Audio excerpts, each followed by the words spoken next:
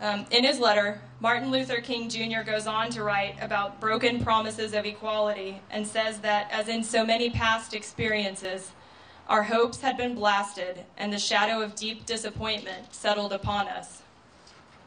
Our community is not new to disappointment and setbacks. Anyone who's been around for any period of time knows that this is just one of many setbacks that we have experienced and that we'll probably, unfortunately, continue to experience. And I know that right now many of you are feeling hopeless and disappointed.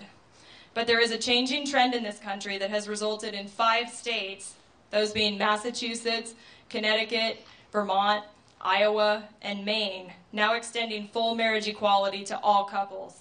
This is no small feat, and our victories in these states should not be overlooked, even in the face of adversity.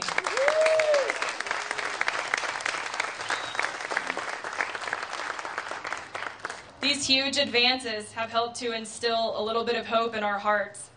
And if Harvey Milk were here today, he would remind us that hope will never be silent. It is this hope that has brought us all here today, and it is that hope that will propel us forward in this fight until the day when all persons have equality under the laws of our country. One final bit of insight from Martin Luther King Jr. He wrote, "We know through painful experience that freedom is never voluntarily given by the oppressor. It must be demanded by the oppressed." What does this mean for us as GLBT citizens of this country, of the great state of Texas, and of the city of Houston? It means that we must stand together and speak with one voice, a voice loud enough to be heard by all of those people who believe that they hold the power to oppress us. And as I stand here today looking out at this audience, I know that we're not ready for this fight. The reason I say this is because about 6 months ago we had a similar rally, and I would say there were probably about 10 times as many people, all holding similar signs, and I gave a similar speech, and we basically, kind of were doing the same thing. Since that time in November, I've been at the front lines of this battle, as many of you also have, and I can tell you that we do not have the support within our own community that we need to win this fight. It is a fact that the Yes on 8 campaign had more money, more volunteers, more commercials than we did. They were able to raise more money, which is unfortunately one of the most important things when it comes to fighting a fight like this. But of all the mean and nasty things that I have seen doing this work, and trust me, there have been many of those, the thing that has hurt me the most is apathy from members of the GLBT community. And I think that's evidenced by, when we attend events like this and you look at how many people come compared to how many people are at South Beach on a Friday or Saturday night.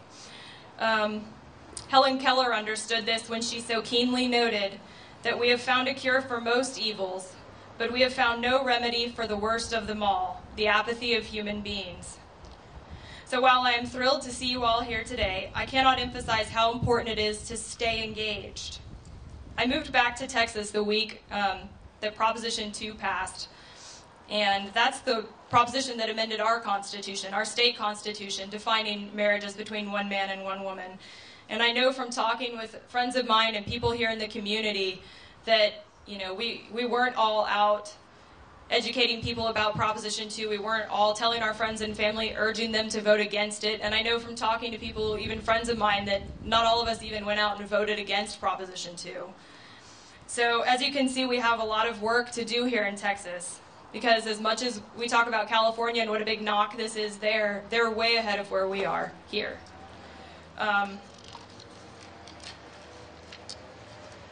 So in the end, I just want to reiterate how important it is that we work together as a community of individuals, whether we're gay, lesbian, bisexual, transgender, straight allies, queer, men, women, black, white, Hispanic, Asian, Christian, Jewish, atheist, and agnostic, Republican, Democrat, rich, poor, and everything in between, to unify our efforts going forward in this fight. Mahatma Gandhi told us that unity, to be real, must stand the severest strain without breaking. Right now, our community has a lot of growth and healing to do if we wish to withstand the forces of our opposition. So my final words for you today are these. I cannot prevent anyone from getting angry or mad or frustrated. I can only hope that they'll turn that anger and frustration and madness into something positive, so that 2, 3, 4, 500 will step forward so that the gay doctors will come out, the gay lawyers, the gay judges, gay bankers, gay architects. I hope that every professional gay will say enough, come forward and tell everybody, wear a sign, let the world know. Maybe that will help. Harvey Milk, 1978. So thank you guys all for being here again, and I'm going to start introducing the rest of our speakers.